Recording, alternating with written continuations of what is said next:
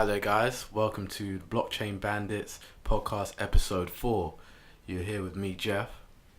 Myself, Courtney. And me, Andy. And this week we'll be speaking about proof of work versus proof of stake and something called proof of importance. We're going to be talking about another barrier for cryptos, complexity. We're going to be talking about the very controversial statements made by Vitalik, Buterin, the founder of Ethereum, on Twitter.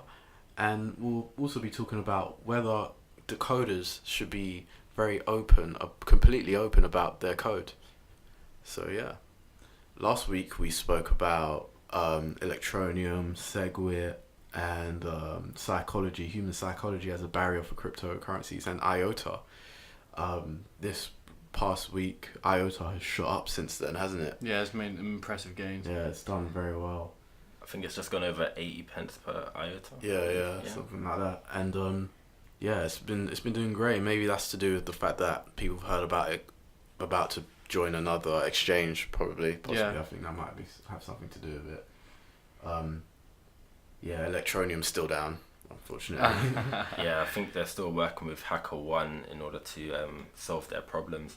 I think they're stress testing at the moment, their security, as much as I can see on their Twitter. Yeah. Okay, cool. And yeah, so let's get stuck in for the topics for this week. So, a barrier for cryptocurrencies, complexity. What is meant by that? So basically, we were having a chat, and we've spoken about this before, and we thought that one of the things that could hold cryptocurrencies back is the complexity of the whole system of it. Like, getting involved in it, it's not a very easy thing to do. You guys have probably heard me say this a million times by now, but it's not yet at the stage where it's easy enough for your grandma to use. Like, hash rates, proof of work, even the whole term blockchain, private keys. These are things that are tricky to get into, tricky to adopt, and they don't offer. There's not any simple resolutions for them at the moment. Not that many. I don't know what you guys think about that. I think we're finding that some ICOs are actually trying to make it more simple. If we were looking at even at Electronium again, their intention was to actually, advertise ICO, which is actually quite simple. Something where somebody can go in and they can start mining, quote unquote, and kind of get more involved. And I think potentially we're going to get more ICOs trying to do the same thing, to make it a bit more simple, a bit more user friendly, and to kind of provide information in such a way that people can actually understand it.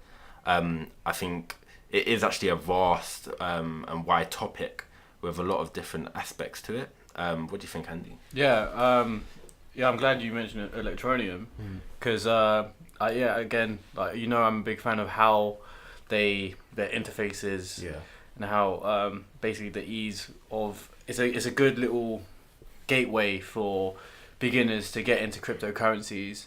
I think that businesses should adopt that, like similar kind of path. But yeah, in terms of simplicity as well, like, it's getting better. Yeah. And it's still a very young market, so it with time it will get better, and with more years and more experience and more like outlook, we can see it getting a lot easier for and more widespread appeal, really. Well, Coinbase is another example of something that's made it quite simple. It was relatively simple compared to most other wallets and exchanges. Their interface, that's what most beginners use because it's just easy. And so that's one example where we have seen someone in the crypto space make things more accessible. It's they had the other week they had like 100,000 new users in 24 hours, which is just insane.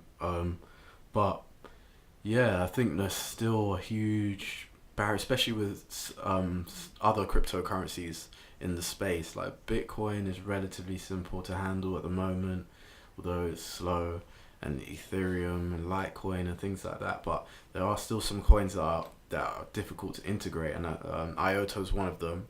Even though the technology is really, really good, because it's very unique, it's hard to integrate into other things. So that's one thing that's holding IOTA back, and other cryptocurrencies with unique systems. And even just understanding the whole cryptocurrency space, there needs to be something. That's partly why we're doing what we're doing right now. Exactly, yeah. Some sort of medium to make it easier to understand, to make it easier to digest. Just so people know what they're doing out there. And it's obviously, like you said, it's the early stages, so things are going to be very hard. The early stages of the internet, it wasn't just as simple. Turn on your computer, connect to the Wi-Fi, and you can go and surf wherever website you want to. It was a long process. I remember dial-up internet. I'm old enough to remember that. And it was just slow, and you couldn't be on the phone at the same time. Yeah. It's just one of those things. It's an evolution, and we're here in the position to see it grow. Back in the internet, you didn't have the internet, so it's very difficult to access all the developments and things like that. You might have had to subscribe to some sort of technology magazine or something, or go to a local library and read books and reports on the latest tech updates. But now we can watch it in real time. On your phone as well. On the go, anywhere you want. As long as you've got an internet connection, you can be a part of it. And so I think that is what is going to be the main difference between the development of the internet and the development of the blockchain. The access to the information. It just has to be information that is easily digested and not too difficult, because we know the wider population isn't going to be bothered. They're going to see a huge chunk of information on a page or something, or see a word they don't understand, and they're just going to be like, oh, this is long, like, oh, this cryptocurrency thing's going to blow away, because they just simply for the fact that they can't be bothered to look into it, and they just kind of bury their heads in the sand and hope it goes away. But there will be those people that will, have that sense of curiosity and be like, oh yeah, what is that? Let me Google that, let me look into that. And for those people, you still want to make it simple for them, because they want to learn more, but not everyone's coming from a tech background. And so as long as you make it digestible, easily accessible, then I think cryptos can get past that barrier of complexity. I think you most likely will have roughly around 4 user groups. You'd have the developers, you will have the users, but the proactive users that will get involved in mining, etc.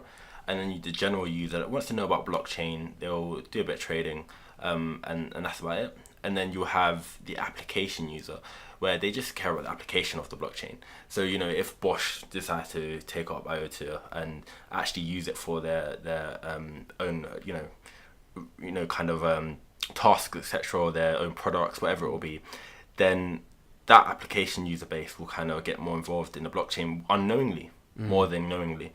And I think that's when there'll be a big uptake, especially when you have a number of companies, maybe Microsoft or something like that, actually getting involved. They'll be able to contact quite a big user base, but it's more about the application, not necessarily anything else. And I think that's when there'll be a bit more of a knowledge of the basics about blockchain, more than that in-depth kind of knowledge. But I think you still have people that want to know about blockchain, how it works, etc. And I think the fact that it's decentralized, that's going to be a key thing for most people. It's a bit like maybe Linux, and there were a number of people that use Linux. They know different things about Linux. Even myself, I know more of the application side of Linux more than the in-depth kind of knowledge of open source. But either way, there is a user base or a user group that will apply themselves to that particular that's a good point you made about the application stage. That is where the wider adoption will be taken, like you said. Because I think the way as long as it's streamlined and people don't know, they don't know, they don't need to see the back end stuff. As long as it's streamlined, easy, and it just slides into people's lives and helps them out, makes their lives a bit easier, then the barrier for complexity has basically been broken. Example I like to use is just making it as easy as possible for the user in mind. Like, so yeah, it's kind of like the whole, if your grandma can use it, then it's perfect. It's like that. The example I like to use is what Steve Jobs did with the iPhone. Yeah. Basically, before we had like Blackberries and these big keyboards and like basically a lot of information. The user was being fed a lot of information, and it was I guess it was helpful, but Steve Jobs took a step back and was like, okay, well, we want big designs for our apps, and that's a job, like nice, easy design with a simple to use interface. Now, in terms of blockchain and in terms of the ICOs, if they can make their product easy to use, easy to trade, easy to buy, easy to sell, easy for the user, then that's good for adoption. Yeah. It will only create good things, in my opinion. Yeah, I think speed's a big part of that as well. Yeah. Because it's one thing it being easy, and then like obviously you go into an app, it's easy to buy and easy to sell, and then you buy and then you sit around for 20 minutes for the transaction to happen. Yeah. That is a huge thing, but I suppose that's a different barrier altogether that we'll probably speak about another time, I suppose. Speed. Yeah, the speed, and then there's also the transaction kind of fee per. Each time you actually buy or sell, due to mining, and I think mining is going to be a one big barrier in its own way, basically, when it comes to cryptos. And speaking of mining, that brings us to our next topic: proof of work, versus proof of stake, and something called proof of importance, which I'm sure many people might not have heard of. So yeah, what is proof of work, what is proof of stake, and what is proof of importance? Alright, proof of work is actually the most common protocol for mining or creating cryptocurrency coins. It's essentially just supercomputers, not quite super, but very powerful computers, running complex calculations in order to verify transactions on the blockchain. It takes up a lot of energy. Obviously it's expensive because you need an expensive computer, and so the miners are rewarded with that cryptocurrency or coin to compensate them. Now, proof of stake works differently. It works basically, instead of just having the best supercomputer and basically earning cryptocurrencies by mining that way, you stake a lot of cryptocurrencies. It might be up to 10,000 or 200 or whatever the blockchain rules are, and you stake that amount, and the more you stake, the more you can mine. That is a lot better for the environment. It's a lot less costly down the line as well, because you're using less energy. You don't really need a supercomputer.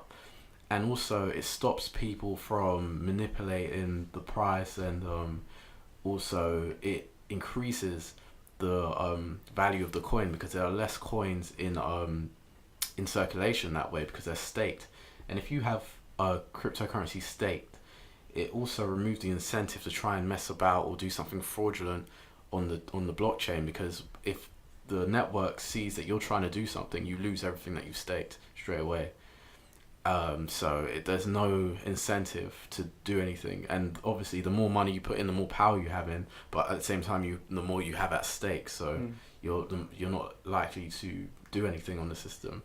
Now, proof of importance, which is only used by one coin, if I'm correct, which is NEM, or one blockchain. Yeah, you're right. And basically that is very similar to proof of stake. You stake an amount, and that basically makes you able to mine more, but the key difference is that you also get something called an importance score, and this was brought out to remedy the problem of proof of stake, which is the rich stay rich and get richer. If you have a lot of money in the proof of stake system, you put it into on the line, you stake it, then you can mine more and make more, and so the rich keep getting richer. Whereas with proof of importance, it's not just staking. You have to have a high importance score, and the way you get a high importance score is by making transactions in the chain, and basically interacting with that chain a number of times.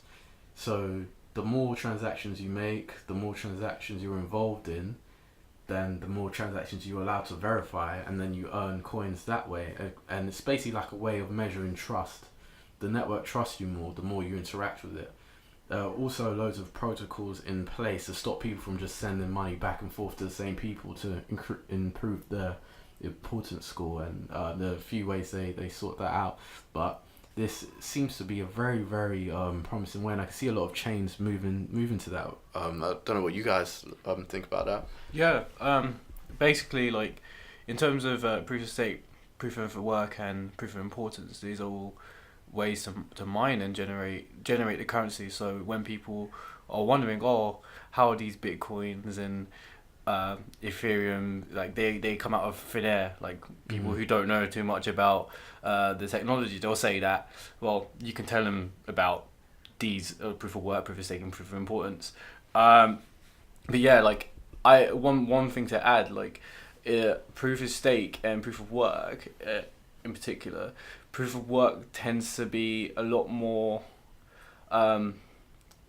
it's a lot more harder on the environment. So it uses a lot of electricity, and proof of stake is a lot more energy efficient, really, and like it's more efficient generally, as in like you it's just cost effective. So in that sense, it's relatively good. Like however, there's not proof of stake is becoming a more of a thing now, because ASCII mining is still dominated. It's still a very much a proof of work dominated market. However, like there are proof of stake currencies like popping up, and especially a big player, Ethereum, moving over. That is a big deal, big deal. And obviously there's improvements from like NEM have made their improvement, as you just said, like to stop the whole issue of the rich are getting richer, which is proof of work and proof of stake. The rich are still getting richer because it's the rich who are earning these massive mining hubs which are mining the ASCII mining coins or the different coins, and it's the rich who have are putting millions worth of coins in staking mode and winning the stakes. Yeah. So I think proof of importance is definitely a step in the right direction in terms of fairness. It'll be interesting to see how the market goes, really, in the next few years. I would suggest that proof of work to me reminds me of the Industrial Revolution, and the whole idea that if you've got the processing power, you can do really well. Proof of stake, I'm a bit more inclined to say it's a good idea, especially as we know that cryptos rely on the laws of supply and demand. If people are holding their coin, and there's a limited amount of coins in the particular industry here, you'll find that the price will rise, and that can be a good thing for everyone, not necessarily just the big players. I think you do have a couple of coins, one in particular, Peer Coin, that actually use both methods, which is quite interesting. And yeah, again, if Ethereum is moving over to proof of stake, which is again another interesting thing, potentially, seeing how things go with NEM, you will find that more coins will start moving over to proof of importance. I would like to see what kind of happens with that. But then I'd like to throw a little span in the works and say, I kind of like how IOTAs were running, in terms of mining, where one transaction can approve another two. And I think that's more of the way to go for speed and also for the cost. It's going to drive down costs. Good and I like IOTA's way of thinking about mining above all of these kind of proofs, believe it or not. So basically IOTAs are just basically no mining at all. It's just verifying computers with other computers very easily with zero fees and high speed, and that is kind of the way forward. But that only works on the Tangle, and that's a very it's niche, isn't it? It's very niche, and they're a proof of work and proof of stake, proof of importance work on the blockchain, but they wouldn't work on the Tangle. And IOTA developers are quite secretive about a lot of their code, which brings us to our next topic, which is, should developers be open about their code? Should they be completely open in the culture of the cryptocurrency, the culture of the blockchain, where everything's on a decentralized ledger, where we are part of the whole system? Should developers be open about the code that they're putting into their technology that we'll be using, that you could be investing in by buying a coin? Should you know 100% all of that code, even if you don't understand all of it? What do you guys think? With this one, I'm going to be quite black and white, all right? So I find that naturally, in the way that the community works, we're always pushing for developers to, provide us with everything. It almost, like open source, we want to see exactly what we're investing in. We want to see exactly what they're doing behind the scenes. And not only because, we want them to be transparent, but because we actually are interested. So I think there's a fair balance to it in terms of how much we want to know. Because, and this is a big because, security. How much code should a developer provide us? Because ultimately, we don't want to give a hacker, for instance, all the detail of a particular blockchain, because before you know it, they can work out how to actually hack that blockchain, and then it's only going to hurt us more down the line. So I think there needs to be kind of a balance there in terms of how much to give us, but not too much so it's critical to the ICO in itself. Well, I'm a developer, and I do like the community of developers in the sense that it's very open source, and it's moved a lot in the past few years, and it's becoming more and more open source. And big companies, I'm just gonna say, like, for example, Microsoft, they had to compete with. I'm gonna talk about programming languages now, but they had to compete with these open source languages, and they found that the open source languages were improving at a faster rate because it just had a lot of more ideas and more discussion. It was like it used the internet for good. Like that's what I think it should be used for. And so like there was a lot of improvement. So now you're seeing a lot of businesses go into more like open source and like sharing what they have, and there's a lot of collaboration. Like the developers actually have incentive to help because they can say, oh, I help with this, and they can actually put that in their CV. Like it's a good little community going. In terms of security, there's always going to be security problems, and the security is always going to be an issue, and it's something what should be taken very, very it's very, very important. I think that putting this stuff online and open source still more often than not mitigates it, because they do catch a lot of problems. For example, not too long ago, there was that parity issue, and then basically a developer notified the guys on GitHub saying, oh yeah, like I accidentally deleted some wallet, killed it. Like he locked up $300 million. Yeah, that's insane. By accident, playing around with the code. Yeah. See now, that's such a bad situation. Obviously, like if he just found it and actually tested it first without deleting $300 million worth of Ethereum, that would have been good. And like now they found it and they fixed it. Say if someone found it and use it for bad, that would have been horrible. But it's the thing is, you want to find bugs and fix them as soon as that. That's the kind of path people should take, really.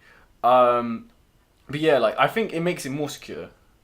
But it will never be secure enough. I do think that people, businesses, should hold back things that they find might hurt them.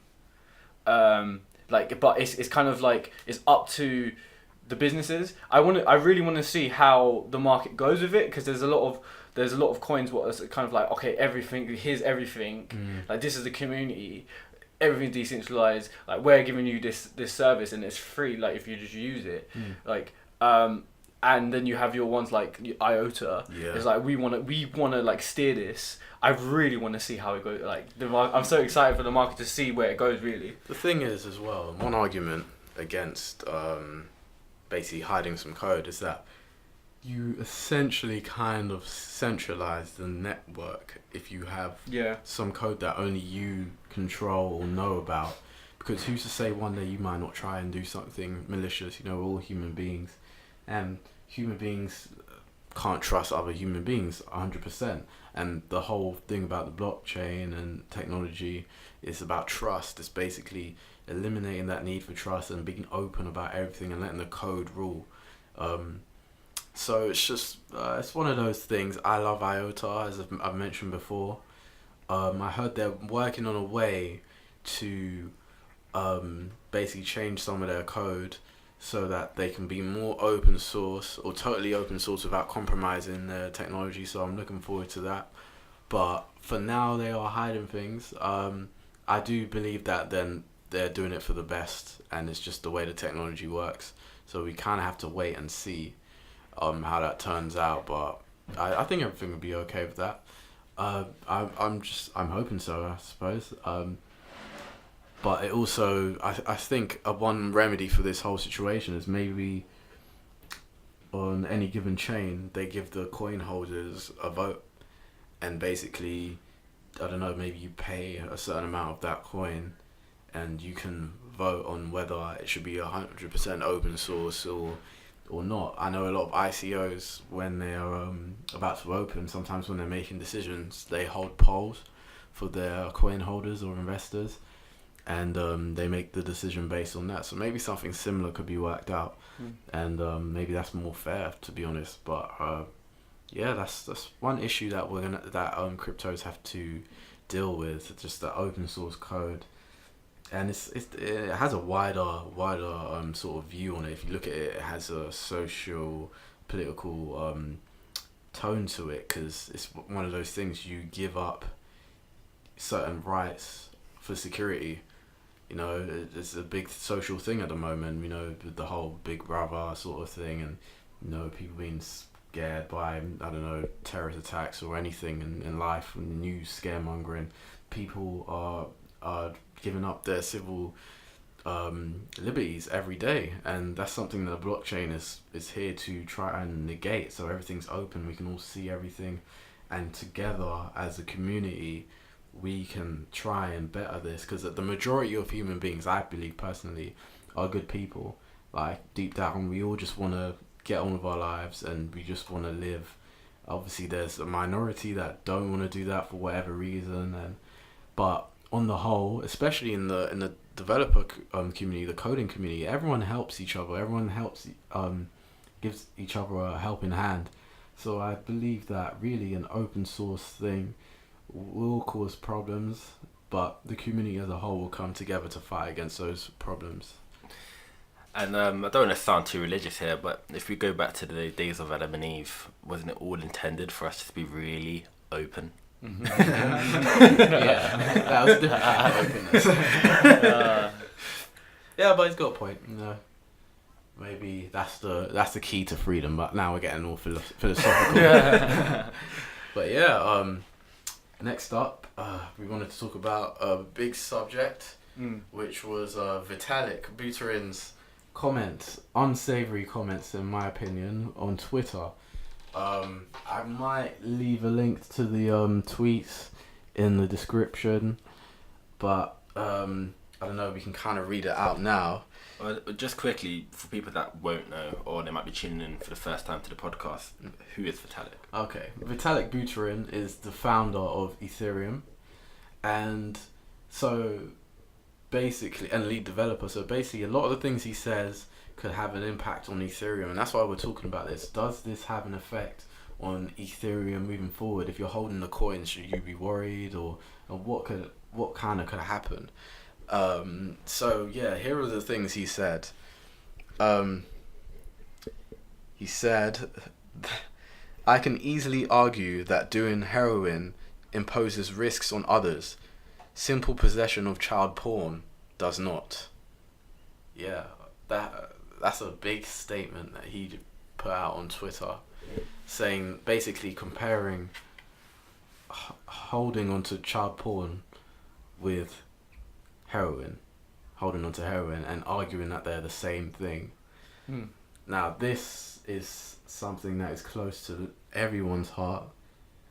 Child porn is one of the most disgusting things that human beings have ever created, and it comes across as insensitive for him to be talking about it in relation to heroin or drug abuse, because for me, from my point of view, when someone's holding onto a drug or using a drug, they're doing it to themselves, they're consenting, and of course you can harm other people in that way, but right there and then you're directly doing it to yourself and you're consenting to it.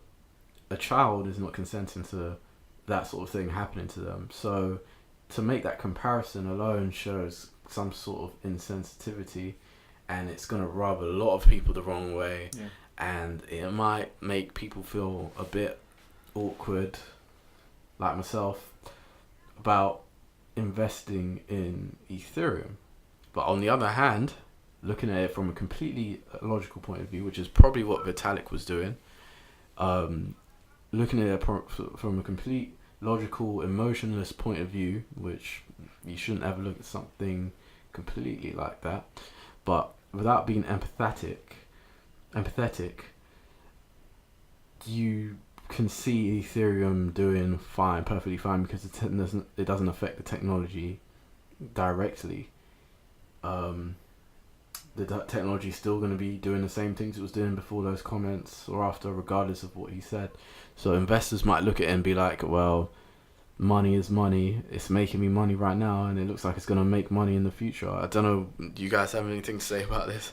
Yeah, I'll start in saying that, child porn, wrong.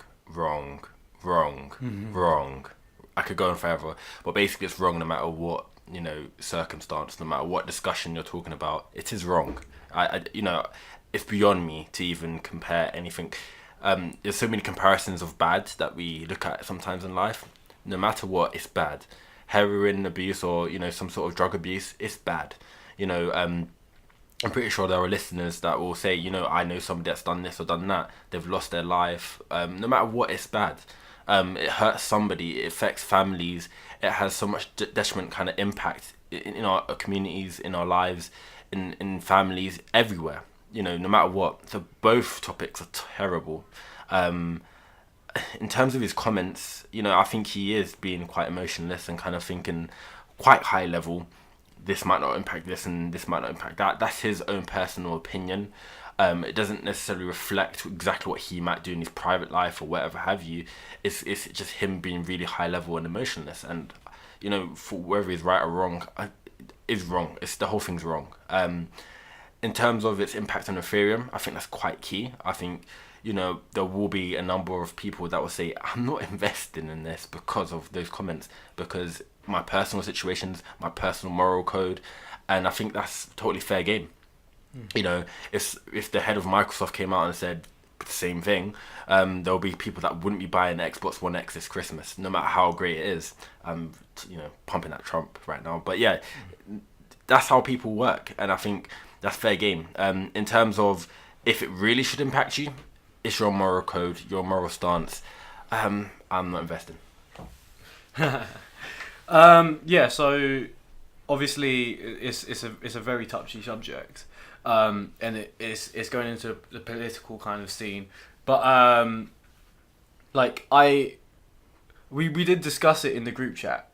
We had a quick discussion of it on the group chat, and for someone who is often right a lot, he's very very logical, and he's a very smart man. And he's very young as well, which maybe is a bit of immaturity in that as well, because he's our age. Yeah. He got this very wrong.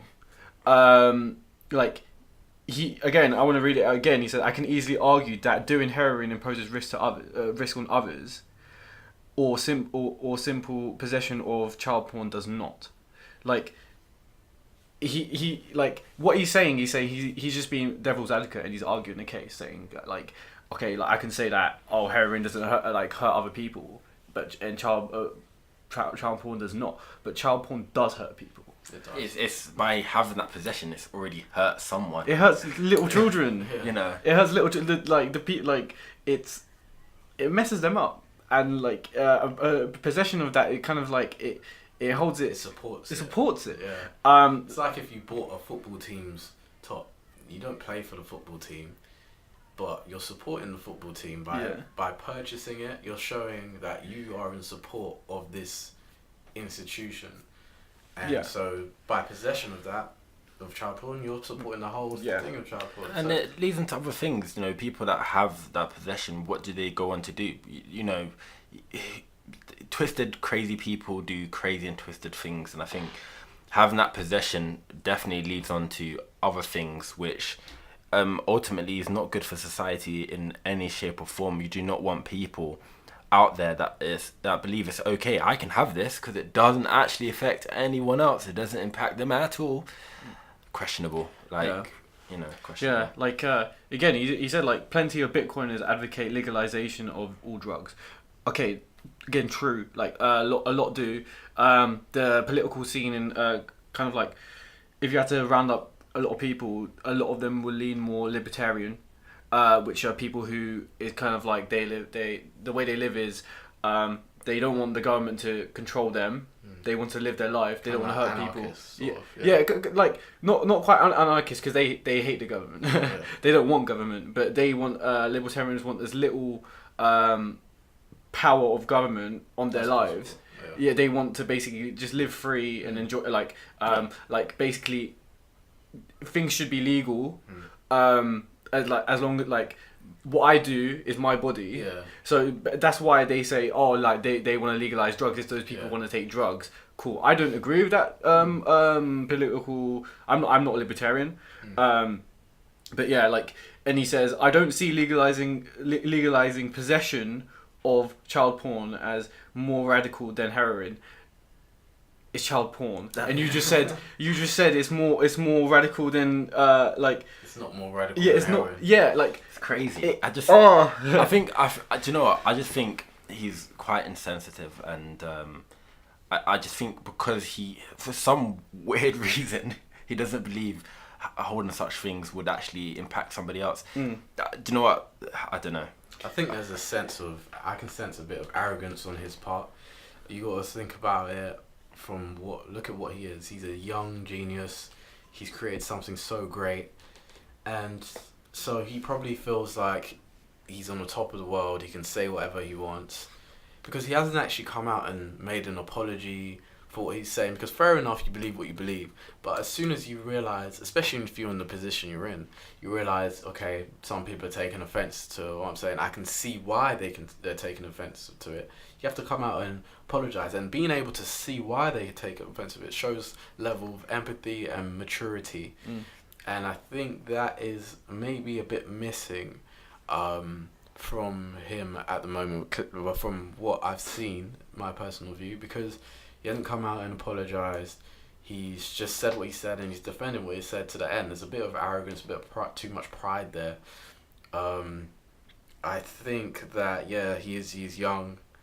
And maybe in even just like a year or 2 years' time, he might look back and be like, okay, I was a bit dumb. Because when you're this young, you change literally every year. And you grow up and you develop and you mature. So maybe it's just, like you said before, just immaturity. But, it's mind-boggling. But he's one of those guys. He might just be out of touch, just doing development, working on that so much. He must be working very hard on Ethereum. And then, so he just, especially coding, you have to think very logically when you're coding. And maybe he's just fixed in that sort of mind state. Yeah, but that, I love Ethereum. I think it's really great, especially for our future, especially in terms of blockchain. But you have to then question yourself and say, if this is how somebody's thinking logically, this is exactly their beliefs, logical beliefs. You know, it then puts you on a pedestal of, do I support that kind of, backing? It's just as much as a so-called president saying the stuff that he says. Do I back that type of approach, or do I say, you know what, mate, this is wrong? I don't agree with what you're saying here. No matter how great of a man you may or may not be, or how much money you may or may not have, or whatever have you. It's the fact that your moral code is the most important thing. Indirect to Trump, by the way. Yeah. No, but I think he's making a good point.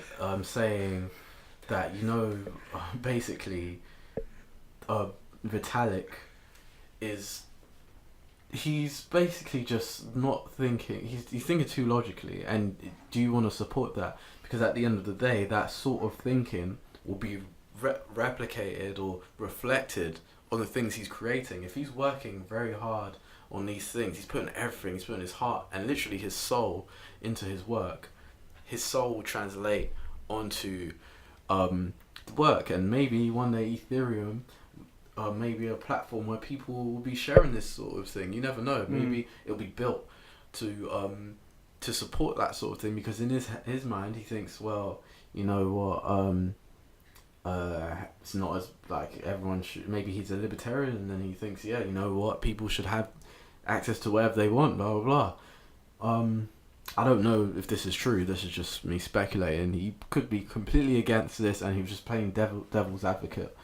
But it's just something to bear in mind, and as long as we're thinking about it, other people are thinking about it, and those people might be investors who will pull out, or it will impact their decision.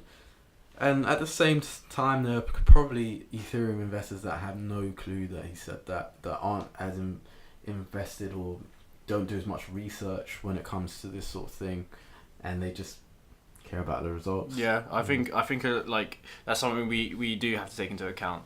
A lot of people are in the market purely for money, and they care about green arrows and percentage signs going up.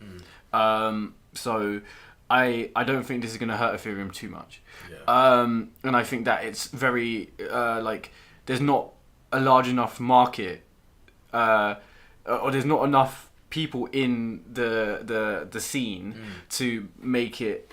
It was a big deal, but it wasn't huge. Yeah, we didn't see the price of Ethereum just. Yeah, exactly. But what I'm saying is, there's not a ton of social justice warriors drilling him for this. Not to say that it might happen in the future, because a lot of people, again, this is social media. Yeah. And this is one of the problems with social media. It can be dug up again. Exactly. Yeah. And I think that he's definitely gonna come back, and the people around him are gonna say, "Mate, you should not have said that." Yeah. And he's gonna be like, "Okay, yeah, I'm kind of messed up here," and hopefully he'll grow from that. This was a fail on his part, but it's if you learn from your failure, because he needs to understand that he's the founder of one of the number 2 ICO in the market, and he needs people to adopt Ethereum as much as possible, saying stuff which basically show your political view. That's why businesses kind of hold back on how they feel politically. Sharing this, there's people who really disagree with what you believe in, and they'll be like, you know what, I'm not going to give my money to this then. So he did it very early in terms of age of the market. It's very early. So I guess he's lucky, because it might be dug up in a few years. But I also want to add, again, it is he's just arguing a case. It's just his political beliefs. But I don't think, and I hope he doesn't own any child porn, because boy, if he did, whoa, I'm taking all my money out of Ethereum and I'm shorting it. Yeah. I think there is an element of bounce back. I think if he was to say sorry, one, for not being that empathetic to other people's views, I think that'd be one thing. I think the second thing, again, he would have to put another tweet out saying, I could argue that what I said was not actually, saying that this is good in any shape or form. It's just me saying that I could argue both are bad in that shape or form. Yeah. Then cool. I think he could try and try and do that. Whether or not the community accepts it, it's up to the community. And yeah, I think it's all subjective whether or not it'll really impact Ethereum as a whole, because it's just his personal views. And I think sometimes investments and stuff like that, you've got to you're doing it for your own reasons, right? So you just gotta make a choice for yourself. Yeah, that's a very good point. Right now in the cryptocurrency space, there's a lot of politics around. Like Vitalik himself's involved in a lot of arguments. If you go on his Twitter, with loads of different developers over loads of different things, it's a crazy space, but it's interesting, and it's young, it's developing. The developers are young themselves, so they're learning about life, and then we're learning about the blockchain, and they're learning about the blockchain. It's just a whole process of learning. So mistakes will be made. I think this will come back and bite him in the future, definitely, especially when Ethereum becomes a much wider thing. Especially, imagine Ethereum is a wide thing, people start using it, and then the Sun newspaper dig through his tweets or do some research. This will be on the front page, like Ethereum developer advocates child porn, blah blah blah. That would be tragic. Just to get a headline. Yeah. And that would actually impact the price of Ethereum. Definitely, at that point in time, that would. So that's something to bear in mind. But something else to bear in mind is that we're not financial advisors. So, as far as you know, we could be chatting crap, as I always say. So yeah, do your own research, guys. We always encourage that. Go through multiple sources, and try and get a as broad a view on things, and then make your own decision. But I think we're coming to the end. We've spoken about everything we wanted to speak about, and I hope you guys enjoyed this episode. It was very interesting for us to get all this stuff together and to discuss. I hope you found it interesting as well. There's a lot going on, and we hope you guys were able to digest the information. Next week we'll be coming back with things just as interesting. I promise you. It's only going to get better. So keep listening, guys. And if you want to support us, like, subscribe, leave comments, give us feedback, sign up to one of the exchanges in the description, or maybe you want to protect your cryptocurrency, get it off an exchange and keep it safe from hackers. You can use a Ledger offline hardware wallet, and you can get a link to that in the description too, which helps support the channel. So yeah, see you guys next time. Hey, cheers guys, Thanks for listening.